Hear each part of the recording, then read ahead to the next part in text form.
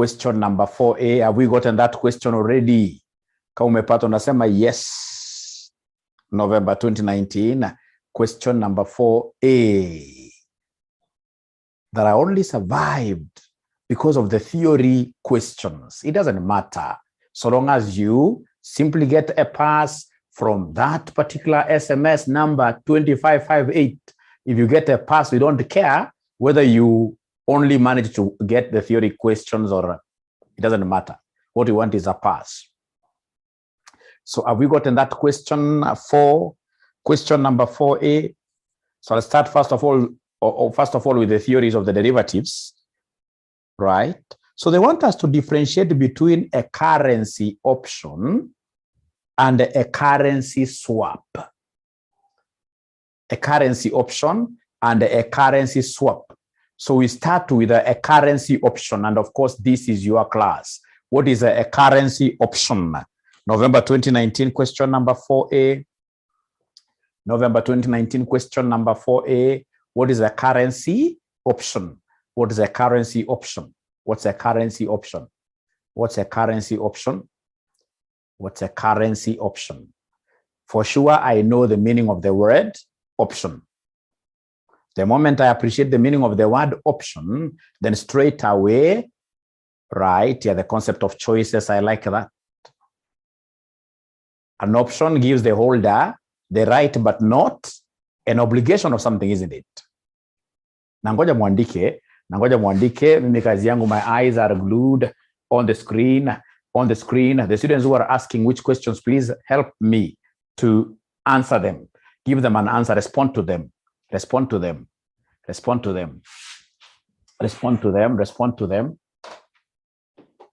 Because of the theory bit, I don't think you need my video really.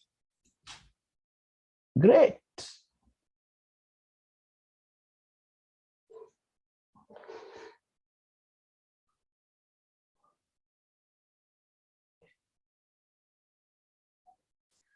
So tell us, ladies and gentlemen, that a currency option, I hope you'll be able to write very fast. That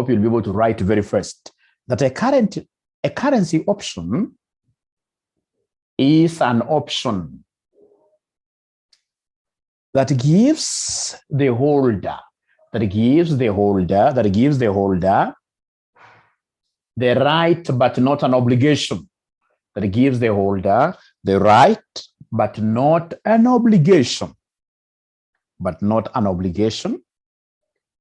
To buy or sell.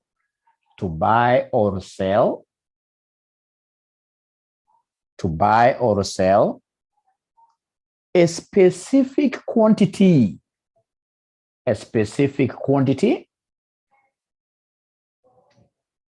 of an underlying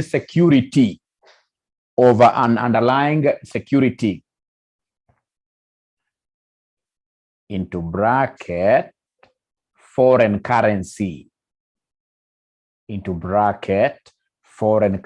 close that bracket.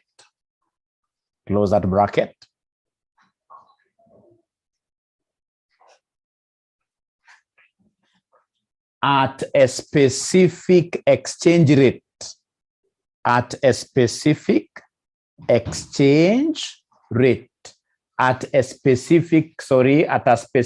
predetermined exchange rate.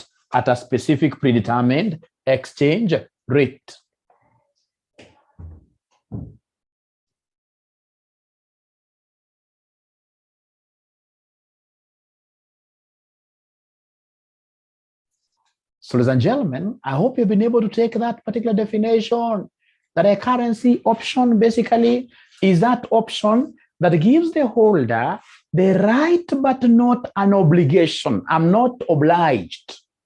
The right but not an obligation to buy or sell a specific quantity of an underlying security. Because of the word currency, what is this underlying security? The underlying security is a foreign currency.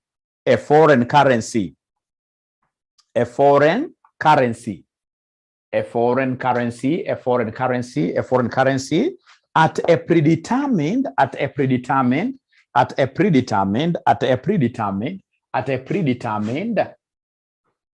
exchange rate. At a predetermined what year? Exchange rate. So the key words, ladies and gentlemen, is that we have in this case here the right, but not what year? Not an obligation.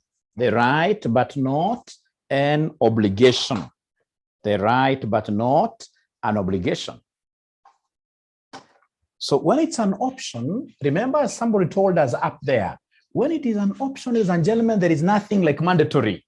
When it's an option, ladies and gentlemen, basically an option gives us the right, but not what year, but not an obligation, but not an obligation, not an obligation, not an obligation. So in this case here, we have the right. If we feel at that particular time of execution, if we feel that this right is beneficial to us, this option is beneficial to us, we exercise. But if we feel that we shall make losses when we exercise it, then automatically we will not exercise it, we will not go for it, right? Remember, we have got generally two types of options. Is there anybody who is able to remember these types of options? We have what we call the put option, and what here somebody? Call option. Put option, stroke call what here? Call option. So the put, you're putting, ladies and gentlemen. So in this case here, put option gives you the right, but not an obligation to sell. It gives you the right, but not an obligation to sell. And a call option gives you the right, but not an obligation to do what you're to buy. Gives you the right, but not an obligation to buy. So most importantly is for us to really appreciate up there where we said that a currency option gives the holder the right, but not an obligation to buy or sell. That is a currency option. But now down here, we are able to really narrow this down into two types of options. Put gives you the right to sell. Call gives you the right to do what you're to buy, like that. And then, ladies and gentlemen, on the same line, they want us to define the currency swap. They want us to define the currency swap. Is there anybody who can help us define this currency swap? I'm giving you a minute. Is there anybody who can help us define this currency swap? I'm giving you a minute. A swap. What's a swap? What's a swap? What's a currency swap?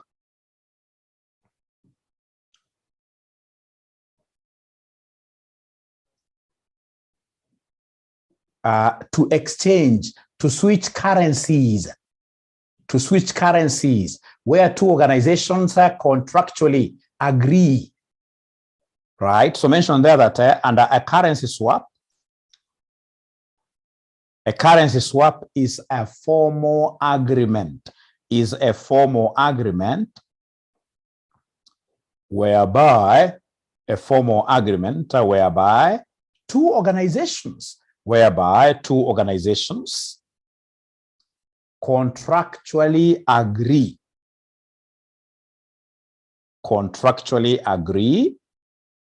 to exchange payments,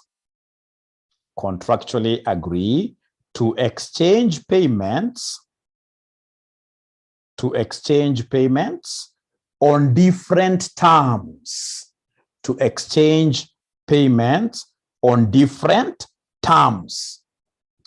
terms, e.g. in different currencies, ladies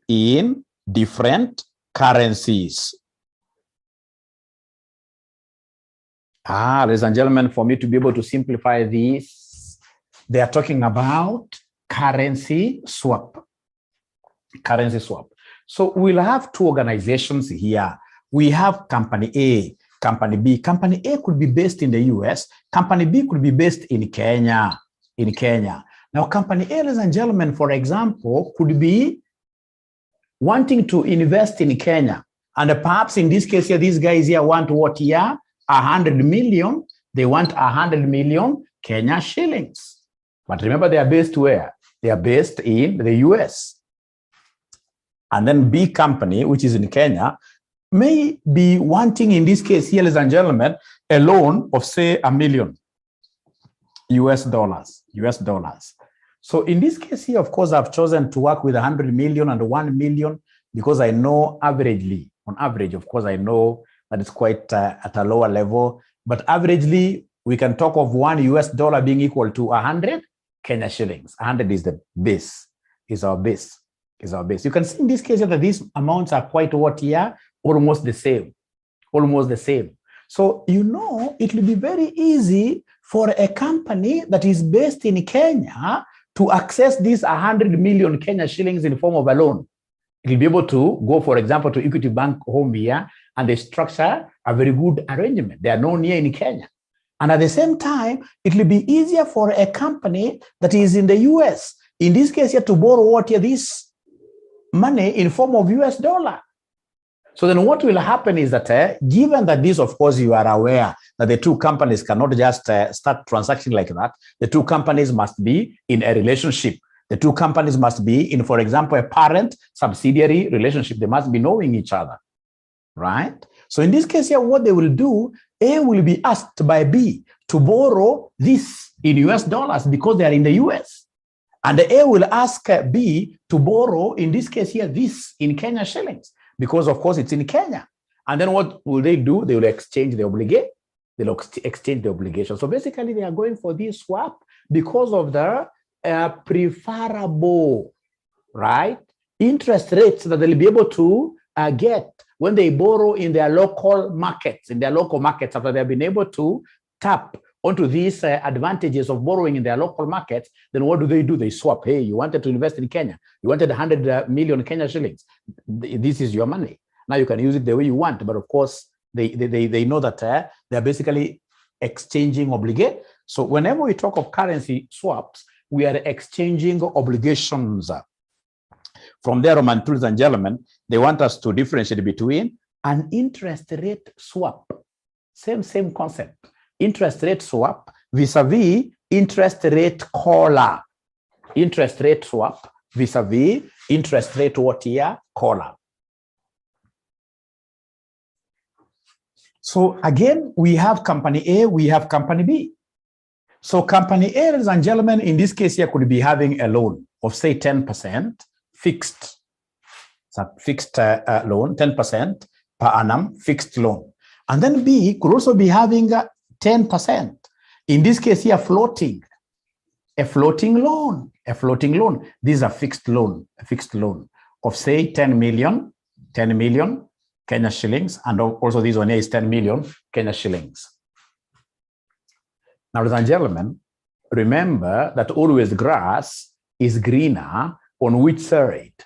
On the other side. Grass has never been greener in your area, not unless you really know how to water your own grass. Grass will always be better on the other side. That is why most of us in this case here are really dreaming of getting jobs at the UN, But if you go to the UN today, you will still get so many people working there who are still doing applications to other companies out there, other organizations out there, because they are dissatisfied there. Because according to them, their grass there is not greener. So the same case, you will get this company where they are. When it's fixed interest, it means what? It will be 10% of 10 million, which is $1 million every year interest, every year. So you will get this guy saying, we wish we knew, would have taken a floating interest rate. A floating interest rate means what here? That when the interest rate in this case here changes in a particular market, of course, if it increases, then automatically the banks increase your rate of interest automatically, right? Like right now, people who are on a fixed loan, companies that took a fixed loan interest, they are really smiling to the bank. Because after that cap of 14% was lifted, we now have, in this case here, very many banks, in this case here, which have taken the interest rate so high. That is why this year, there is no bank, even a family bank, there is no bank that has posted a loss. All banks are posting supernormal profits because already they are now overcharging their clients. So if there is any company that has taken, ladies and gentlemen, a fixed interest rate, then this company automatically is now enjoying. But now that is not the point for this. The point is here. So you'll get a company saying, we wish we knew. We would have taken a floating loan interest, a floating interest loan. And then B on the other side is also admiring a company in this case here that may have decided to take a fixed loan. So then what will happen? Of course, these guys here will always go to their bankers and tell their bankers, hey, is there a possibility of us changing our obligations, of us changing from fixed to floating? Another person goes to the same banker, hey, can we be able to change from floating to fixed? And then now what will happen, because the amounts are the same, this banker will call these two, for instance, gentlemen to some table. Tell these gentlemen that, hey, I've had both of you in this case, you're speaking like you would want to change your loan obligations. Your loan obligations. Now, because that has happened, that I've overheard each of you speaking separately in different platforms on your preference to exchange. Now that I have both of you here on the table, can you swap? Can you exchange? So when we talk of interest rate swap, here now we are swapping, we are exchanging our loan obligations, which are denominated, or rather which have different rates of interest or different loan obligation stroke commitments. For us to be able to capture that very well, mention there that interest rate swap is a type of a derivative contract. Is a type of a derivative contract. Is a type of a derivative contract. A type of a derivative contract. A type of a derivative contract through which two counterparties, through which two counterparties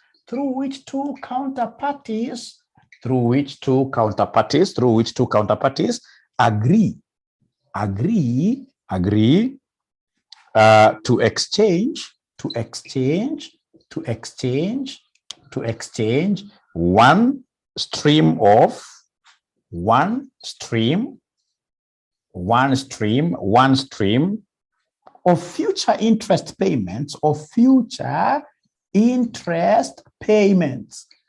future interest payments, for another,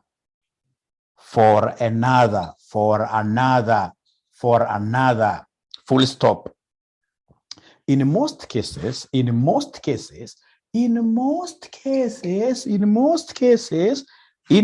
rate swap,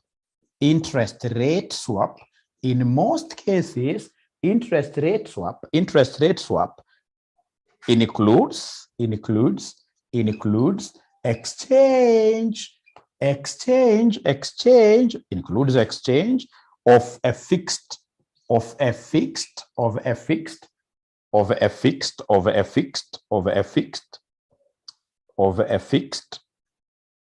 interest rate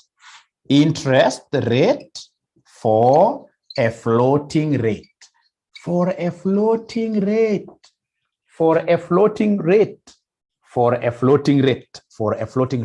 Ukiulizwa tataki Kiswahili mingi, ukiulizwa what is an interest rate swap, we are swapping loan obligations between two counterparties. Basically, one counterparty is giving up his fixed interest rate loan for a floating interest rate loan. And of course, vice versa. The other one is also accepting etc. So can I go, ladies and gentlemen, to interest rate caller? Can I go to interest rate caller? Andika Y for yes. Can I go to interest rate caller? Unaandika juju in a language that you will be able to really understand. Now, the caller, ladies and gentlemen, of course, is this one here. The caller, of course, is in between what here my head, which in this case here is the maximum, right, rate, and of course my body, which is what here minimum. So when you talk of interest rate caller, we must be having a range beyond which we can never accept to move. A range be out of which we can never accept to operate. So we have minimum and maximum rate of interest. For us to understand that, tell us that an interest rate caller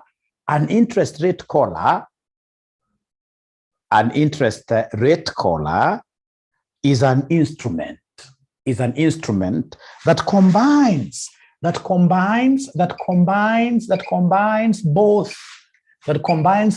a cup and a flow. That combines both a cup and a flow. The cup component, yani kofia. The cup component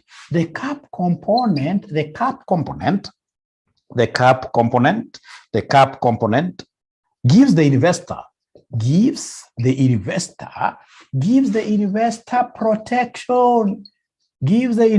protection against rising interest rates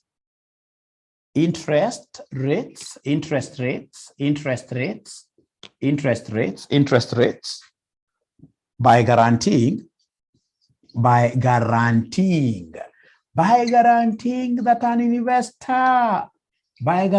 that an investor will never pay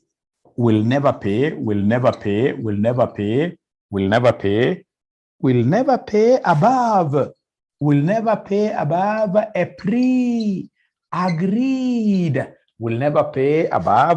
pre-agreed rate. This is the cap above. Remember, it's a collar. So collar hapa juu kuna cap na chini kuna flow. Right. Abracadabra, mimi nataka kuvuta hii, naweza kuandika kuhusu flow. Naweza kuvuta hii haraka, naweza kuvuta haraka. Unasema yes, haraka. After all, you guys will be able even to share these notes kwa group. Yes. So after full stop there, move on and tell us there that the flow component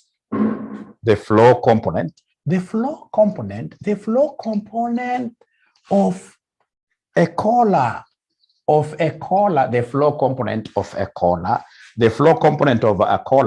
allows the investor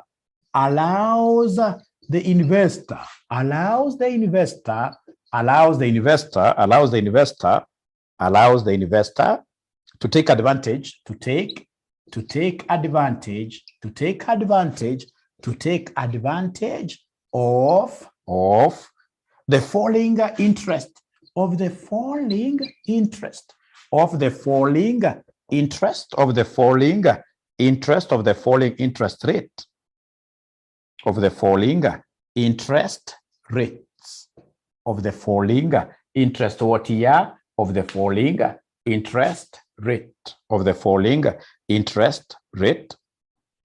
of the falling interest rate.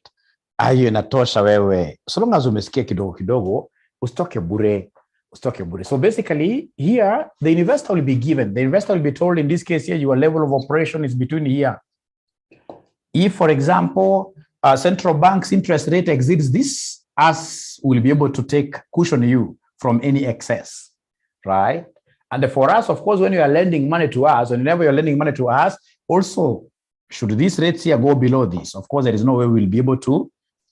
So you are cushioned either way. You have a minimum, you've got what here, a maximum. And then we have Roman 3, difference between hedgers and speculators.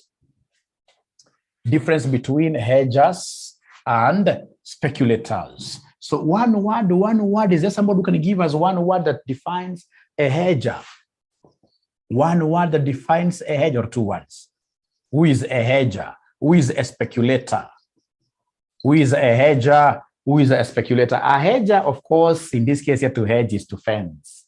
To hedge, in this case here, ladies and gentlemen, is to reduce your risk protection years. So a hedger would always go for risk minimization.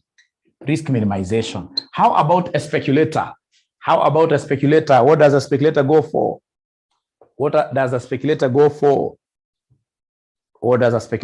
Profit maximization. Thank you very much, Zamzam. Profit maximization, yes. Profit maximization. So basically, speculators buy and sell derivatives to make a profit. They buy and sell derivatives to make a profit. And the hedgers buy and sell derivatives to reduce risk. Hiyo si imekutosha ama unataka tena tuendelee kuexplain? Hiyo si imekutosha ama unataka tuendelee kuexplain tena?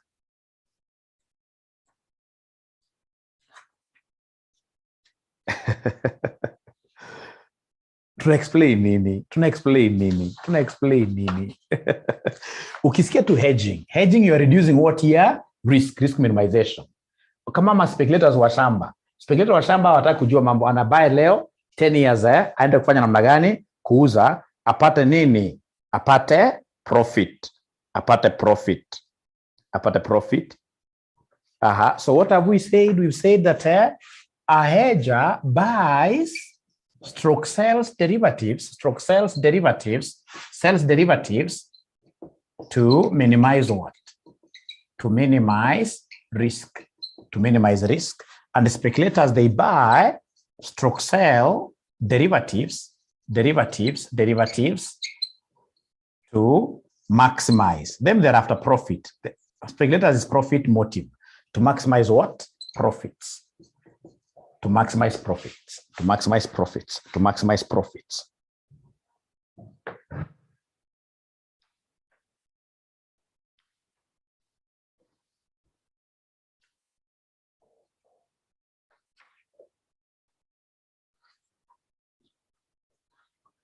Okay, so I hope that is okay. The other thing that I would want you guys to look at, I would want you to look at November 2016, question number 5.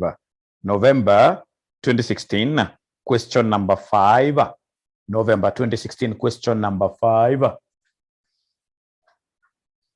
November 2016, question number 5.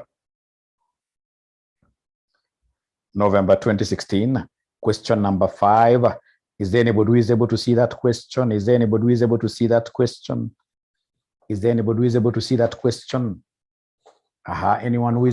question? It's only one student. Wanauliza shortcomings of the Black-Scholes model. Shortcomings of the Black-Scholes model. Shortcomings of Black-Scholes model. Shortcomings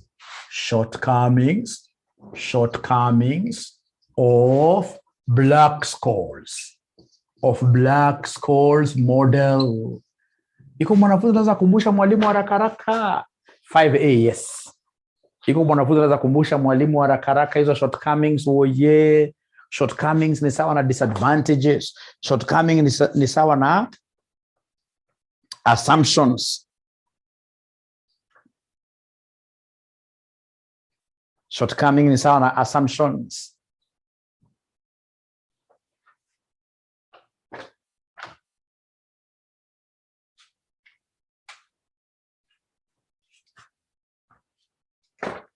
Nangoja kusikia kutoka kwenu. Mimi nangoja kusikia kutoka kwenu.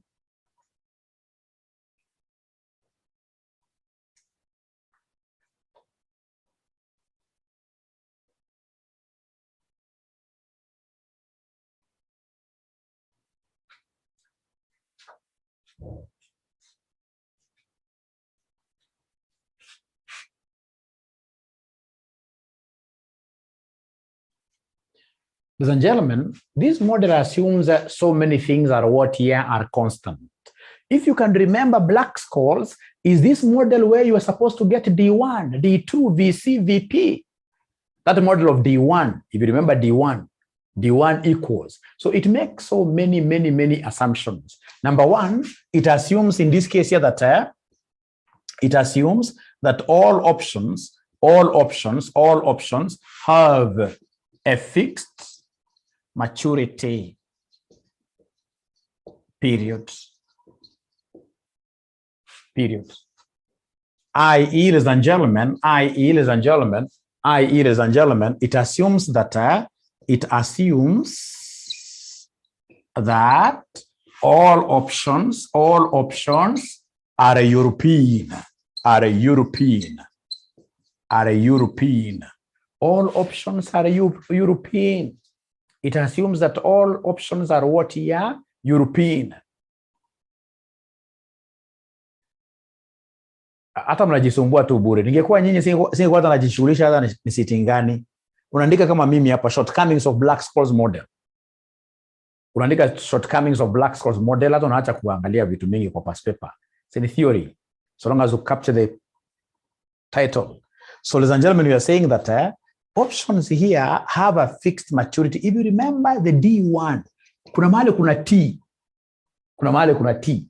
So it assumes that all options in this case here will mature after a definite period. Meaning that it assumes that all options are what here are European. Remember, in terms of maturity period, we've got actually three types of options, if you remember. Tuko na European options, tuko na American options, tuko na Bermudan options. Mnazikumbuka kweli? European options, tuko na American options, tuko na Bermudan options. Mnazikumbuka? Jesse amesema yes. Yes. So remember, European options, you can only exercise them upon maturity. They have a maturity period. American, American people are the best, right? Hawana mambo mengi. Wanasema hawezi kupangwa, isn't it? Right? You can exercise an American option anytime before maturity. And of course, American options, ladies and gentlemen, because of that property, we cannot use this Black-Scholes model to really evaluate them. Yes. So number two, the other assumption that you guys are supposed to remember very fast here is that this Black-Scholes model assumes that the rate of interest, it assumes that the rate of interest is known in advance, and will remain constant.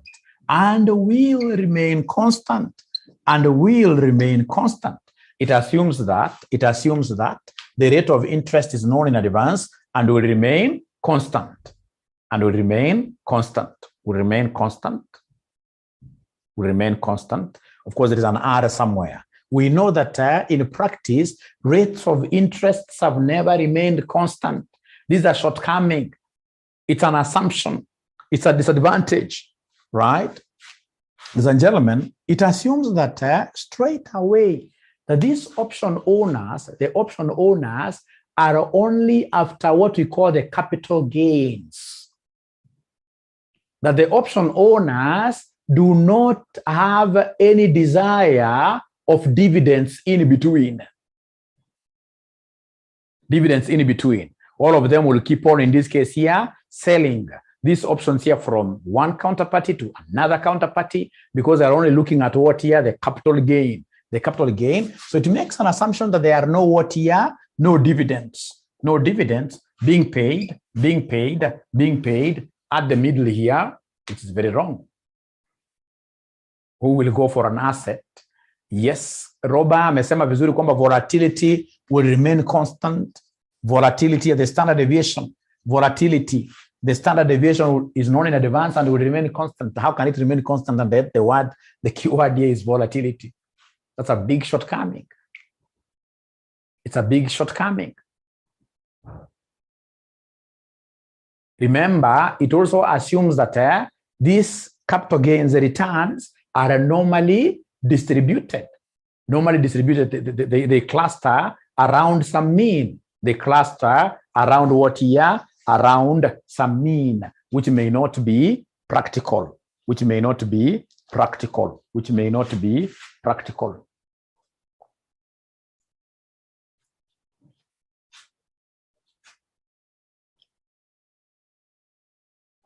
Hizo zimekutosha, si ni kweli? Hizo zimekutosha. The other question ambao unaweza ukapata wanakuuliza haraka kulete marks mingi sana ni ile differences between futures and forwards.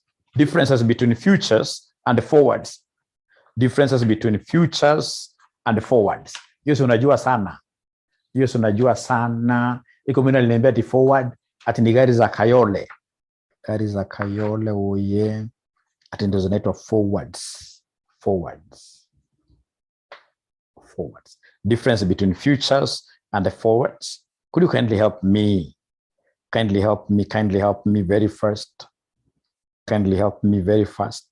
Differences between futures Yes, differences between future. Yeah. And the participants have hit 100. I need to increase. There must be people who are really suffering out there. There must be people who are really suffering out there. Tutaenda break kidogo, lakini kabla tuende break kidogo, unaweza kununua ile Zoom ya more than 100. We need to buy that Zoom ya more than 100. Tununue ya 500 because I'm so sure this week nitapata wanafunzi wengi. Bado niko free. Nitapata wanafunzi 300. Nikubaya, mtihani imekaribia So amjaniambia bado differences between futures and the forwards. See, namna hiyo, only 3 differences. Only 3 differences between futures and the forwards. Only 3 differences. Only 3 differences. How are we buying this thing? I wish I could buy as we continue. Because unaweza kudisconnect class, unaweza kuanza kuleta mambo mengine ilete shida.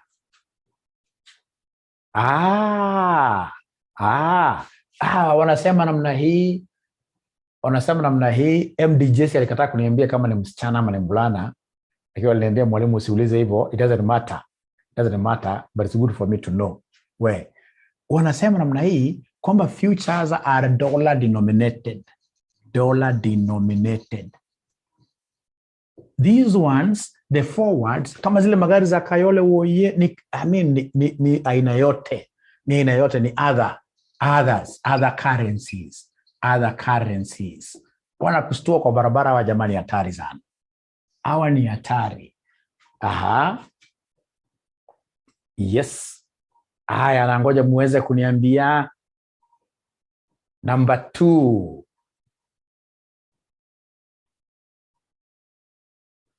Jesse anasema futures, in this case here, remember futures normally trade in organized markets. Hizi futures was that trade in organized market. Zilianza kitambo sana kule America in organized, kuna market ya hii. Hizi as they develop bado. Hizi ni bure tu, hata hakuna contract. Hizi nakuanga ni over the counter, OTC, over the counter. And because of that, nimeona some lady hapo anasema mzuri sana. Anasema kwamba hii future, because they are traded in organized markets, hizi futures straight away zinakuwa na lower risk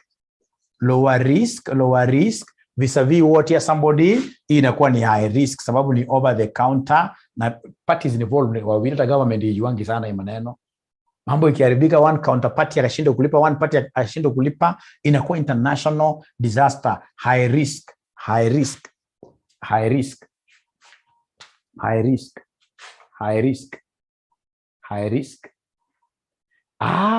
Fatma anasema futures are standardized.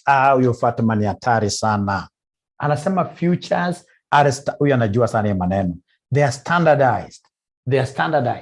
Hizi zingine hizi zinakaa mbaya, hizi gari za Kayole ni non-standard. Yani futures ni kama ile dollar, not even dollar, hata noti ya 1000 ni standard. 1000. Lakini ingine sababu ni over the counter, you can even have somebody or other 2 parties drawing contracts over forwards of even 1 million and 2 shillings. etc. Thank you very much. You guys have given me more points in this case than I even expected. Lakini sababu hatufanyi PhD, situachi hapo jameni. Sio imetosha jameni. Imetosha ama haijatosha?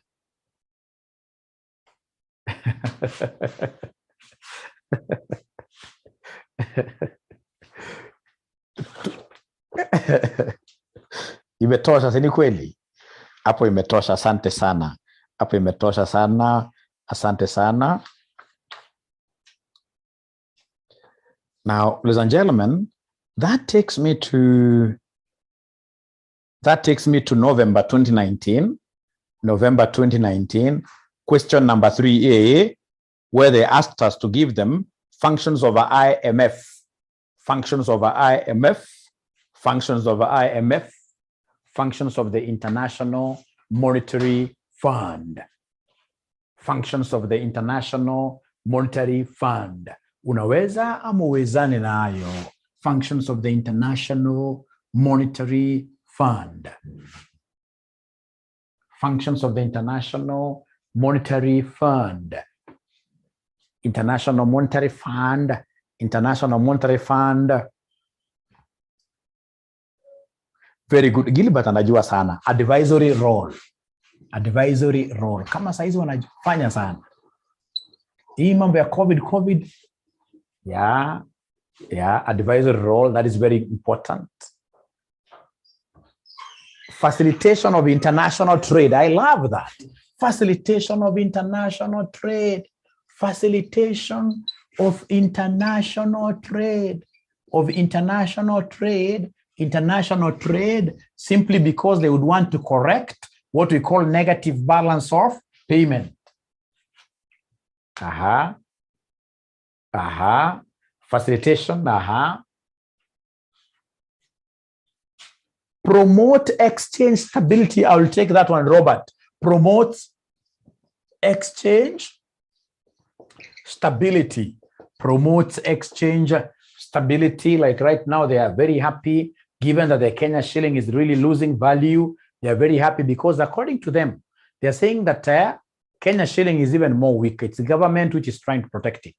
If the government was to leave Kenya shilling onto some open market, there will be a free downfall of the Kenya shilling. They are projecting that $1 should be about 130 Kenya shillings, which will be very, very bad for an importing country. Net importer. Nyambura anasema some people are locked outside because of the 100. We shall overcome. Waambie wangoje video, tusimami, waambie wangoje video, but next time please, nikimaliza tu namna hii at 9:30, nikimaliza namna hii, next time ta make sure kwamba nime increase capacity. Poleni sana. Waambie wangoje video, tena wasikasirike. Sasa hizi wakati wakasirika. Ukasirika unajaribia mambo mengi sana. Kama hii Zamzama anasema elimination of balance of payment disequilibrium, you can take it also as a separate point. They also give, in this case here, yes, loans to member countries. Although this is never a major objective of what your IMF, only to your exchange rate stability, promotion of what your international trade, advisory role. Kabla kupatie hii, wanakuambia kwamba they are our advisors who have to look at, yes. Now, how about, ladies and gentlemen, promotion of investments? I love that. I love promotion of investments. How about roles of World Bank? Roles of World Bank. Uwe ukigoogle haraka. Roles of World Bank ni gani? Patapotea. Roles of, same as IMF. Hapana, asante. Lazima unaanza na advisory. Advisory na apply kwa zote. Advisory, giving in this case here, member countries, development loans. Nimeona mnasema kuhusu guarantor. It comes in as a guarantor whenever two nations, technical services to member countries, ndio sawa na advisory. Technical services to member countries, yes. For economic and social development, yes.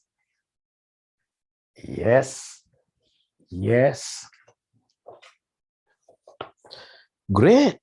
And I'm so sure that all of us really would have gotten all the marks there. All of us would have gotten all the marks there. Kuna kaswali waliwaletea ka transfer pricing. Ka May 2018, question number 5. May 2018, question number 5.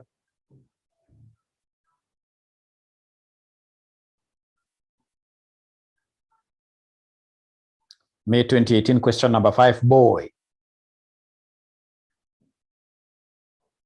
May 2018, question number 5, boy. Objectives of transfer pricing. Objectives of transfer pricing. Objectives of transfer pricing. Objectives of transfer pricing. So objectives of transfer pricing. Kumbukeni, ladies and gentlemen, a transfer price basically is that price that you charge for what we call internal goods. Goods in these cases here that are being transferred between departments, between related entities. The price we charge for these goods in related transfer pricing. Now, ladies and gentlemen, what is the key? What are the key objectives of transfer pricing? Number one, of course, we have the concept of what here? Performance appraisal.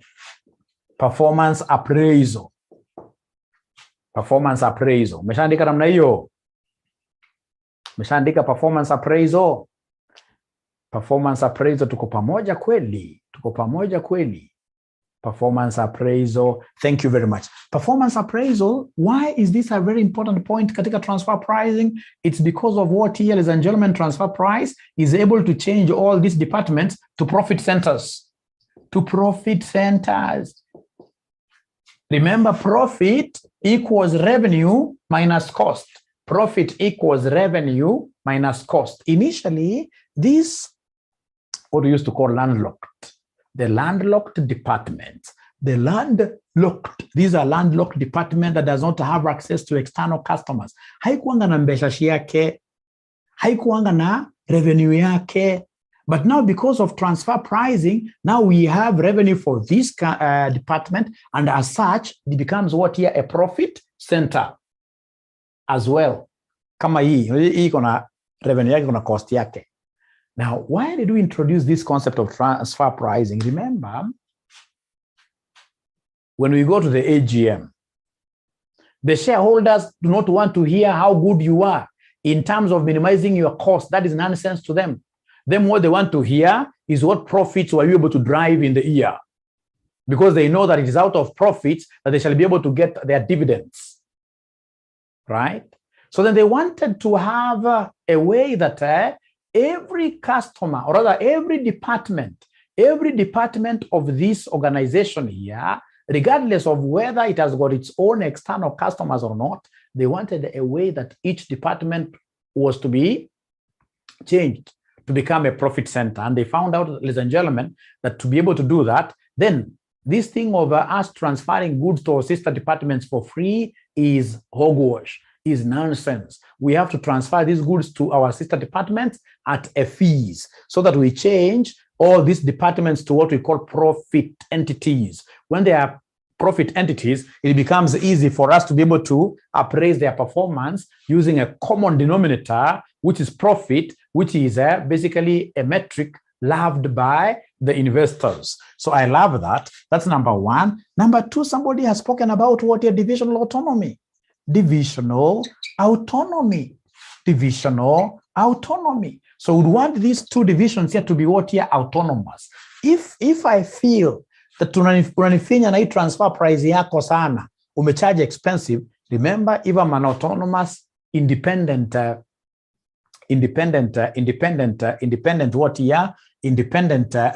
division, then I can decide to even buy those goods from out there.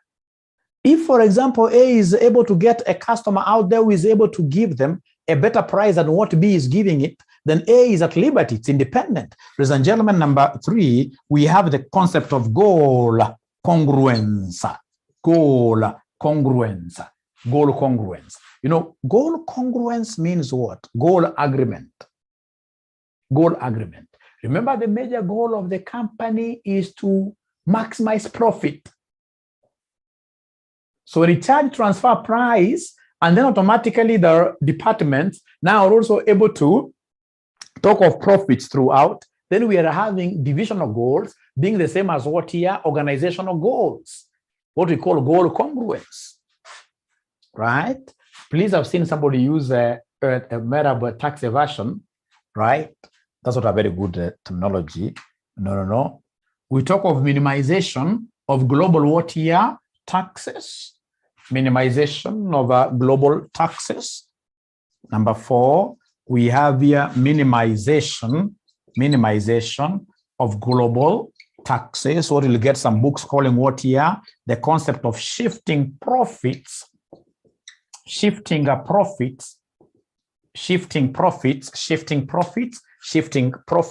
to tax havens.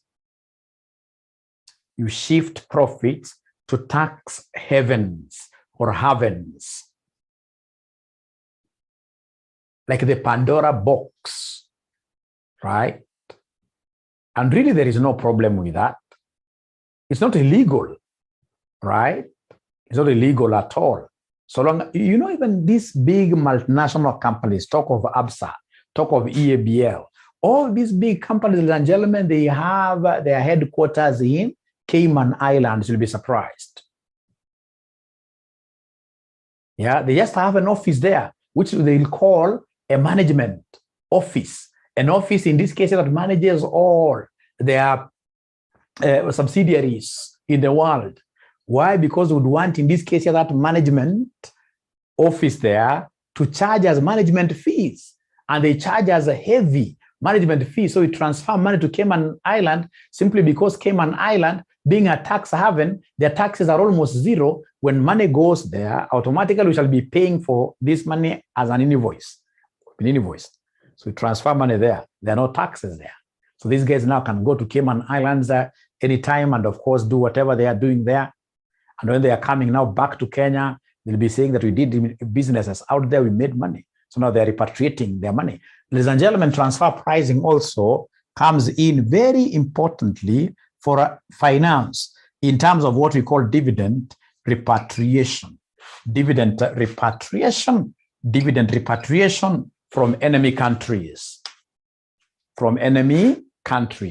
Dividend repatriation from enemy countries.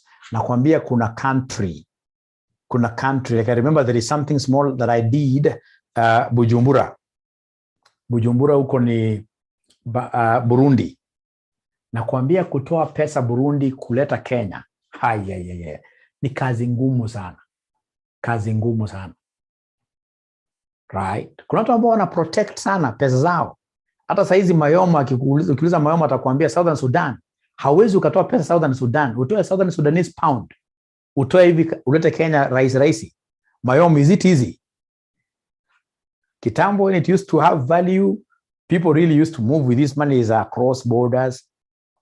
Actually, it's only Kenya and maybe America where people have got very liberal policies on their currencies. Many countries are always talking about pesa zao rahisi hivyo.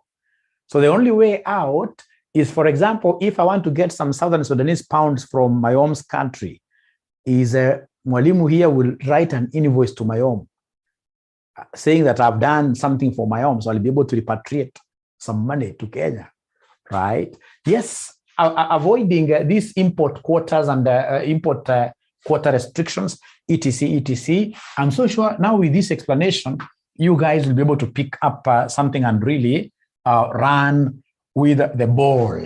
You run with the ball. Unajua mwingine hata ukimpatia ball ambayo ni rahisi kucheza, ball soft, yeye hatawezi kimbia na ball. Anashikangwa nayo hapo tu. Mwingine anashuka na muscle pull, kazi na binamshika hapo, anaanguka chini na mara moja. Great. November 2017, question number 2, boy. November 2017, question number 2, boy. Eurobond and the Euro notes. Eurobond and the Euro notes. Difference between Eurobond and the Euro notes. Eurobond and the Euro notes. Eurobond, Euro notes. Alafu please nataka kuwaonya. Swali yoyote ya CASNEB, ya theory, usikose kuandika. Hata kama uelewi chochote, kama hapa I'm so sure so many guys who are writing about Europe, even giving examples of European water countries, even European football clubs, which is very much recommended, right? Always ensure that you write. Andika. Kizungu unaandika paka unatumia Kizungu unasema however, nevertheless, moreover. Unaongeza. Because at the end of the day, trust you me, most of these theory questions, we end up, ladies and gentlemen, giving marks for free, so long as you've written something. Na hii theory itawasaidia sana. Hata ukiona kwa class ambayo utafanya kesho ya advanced FR, itakuwa ni theories peke yake, because unajua theories zimesaidia wanafunzi sana. Theories zinasaidia wanafunzi sana. In this regard, thank you very much. Wewe unajua kwa very good.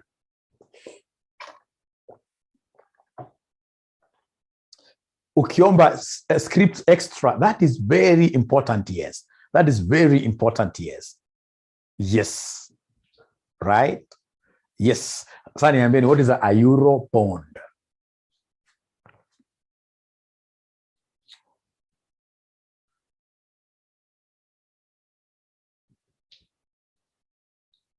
To facilitate loans, I like that. Basically, a Eurobond is a long-term. This is a long-term international loan. International loan. A long-term international loan, i.e. a loan denominated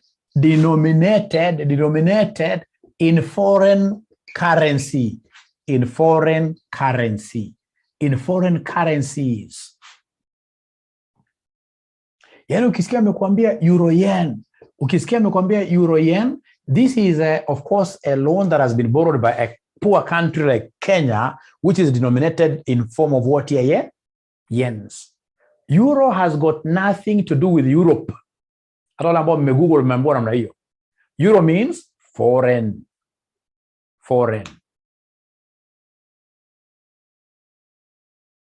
Kama Kenya tumefanya hizi euro bonds, sasa tumeenda mara ngapi? Ya 6 euro bond. Hiyo pesa haionekani. Kwa siku mheshimiwa Raila Odinga alikuwa anasema pesa kama 200 billion ikiingia kwa country, hiyo paka hata utasikia ikinuka. Utasikia harufu yake. Sasa imekuja mara ngapi? 6. Na harufu hatusikii, hatujui.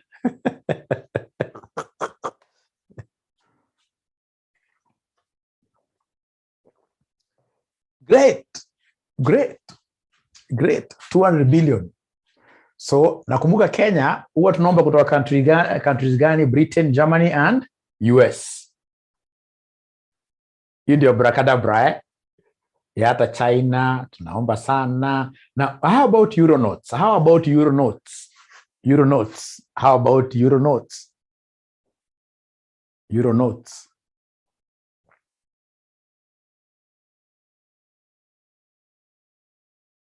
Ni kama commercial paper. Thank you very much, Fatma.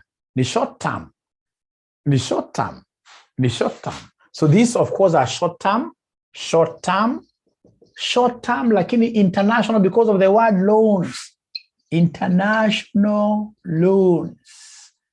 i.e. loans in this case here, of course, are short-term loans. Short-term loans are denominated in foreign currencies. This is my country kama kina Kenya zinanga aibu. Utapata zinakimbia kuenda kuomba euro note hata ya miezi 3. Hazina aibu. Kama Uganda uliona international airport yao inaenda, hakuna aibu, right? So you euro note. We shall overcome. Now, Roman 2. Walisema an option in the market, in the money option, and out of money option, in money option, and out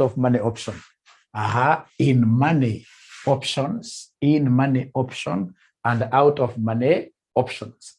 Yes. Kichwa ngumu kabisa. In money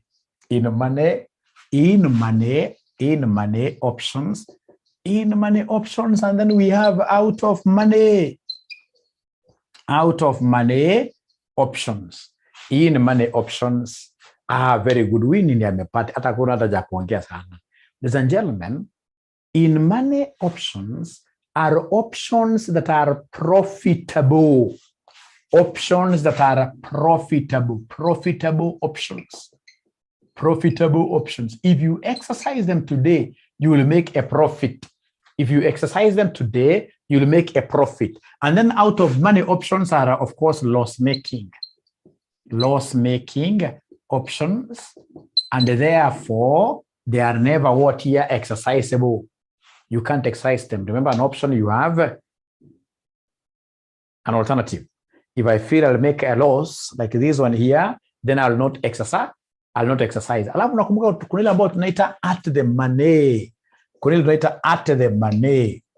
At the money options, these are those options in this case that are what here able to break even. That are able to break even. That are able to break even. At the money. At the money, they're able to do what here? They're able to break even. They are able to break even. At the money. Mimi najua umeshaelewa zaidi. Great. Haya. Sasa tunaendelea vizuri sana. Hii revision kit yangu ni mzee sana. Ulikuwa unauliza page gani? Ilikuwa ngumu kuambia ni page gani.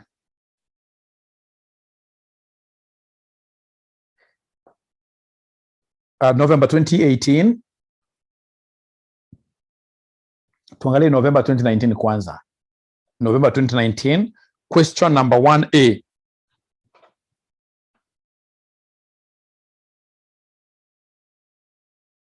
Asante sana P. Mwangi. Wanasema hiyo tayari 20 marks. Sela anauliza hizi zinaweza kuja kweli? Hata mimi sijui. November 2019, question number 1A. Question number 1A. Are we there? Distinguish between insolvency and bankruptcy. Distinguish between insolvency and bankruptcy.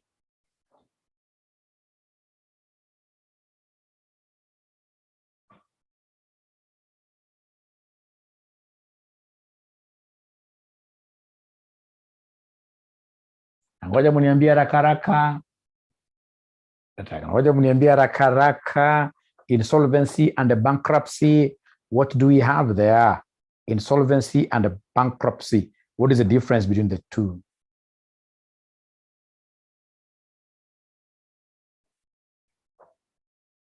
Just squeeze unaonanga watu wengine hata wajui maana ya bankruptcy. Akiona watu wa madeni wamemsumbua kidogo anda kotini declaring himself bankrupt.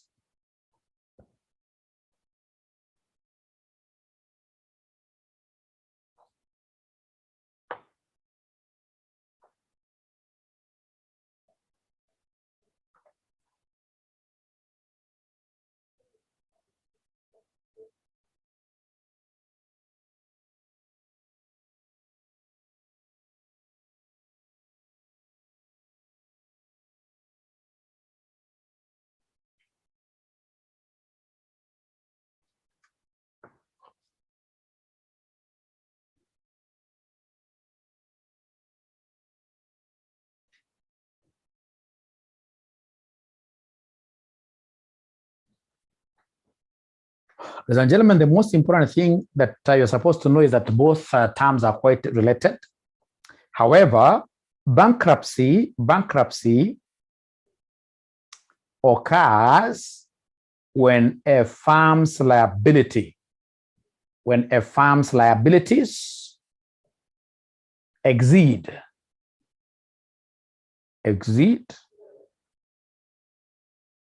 the market value of its assets. So bankruptcy, we have, ladies and gentlemen, total liabilities being more than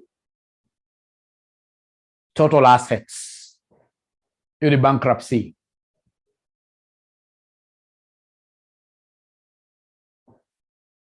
And then, of course, insolvency, ladies and gentlemen, this has got every characteristic of you being illiquid. You don't have money totally, right? Insolvency, you don't have money totally. So under insolvency, a firm is unable to pay its liabilities as they fall due. A firm is unable to pay its liabilities as they fall due.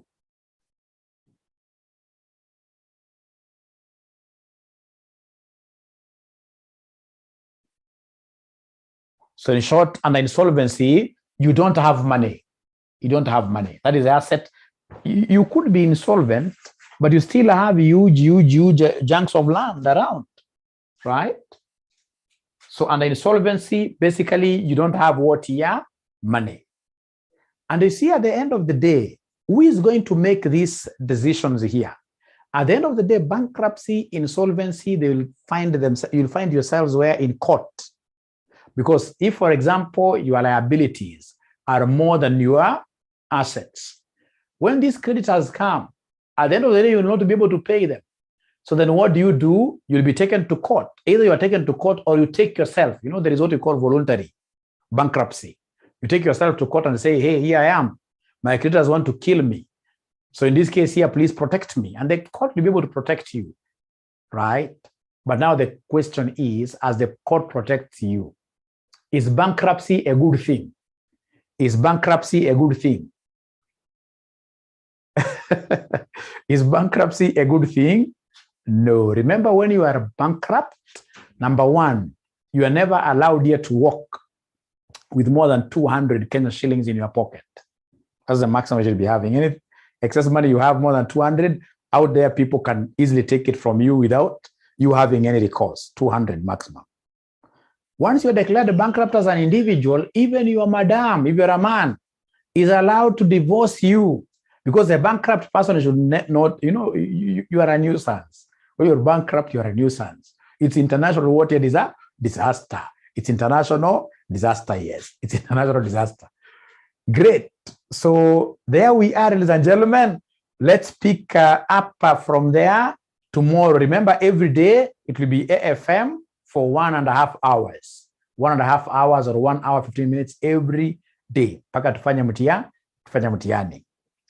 Haya, alafu kuna ningeacha kurecord.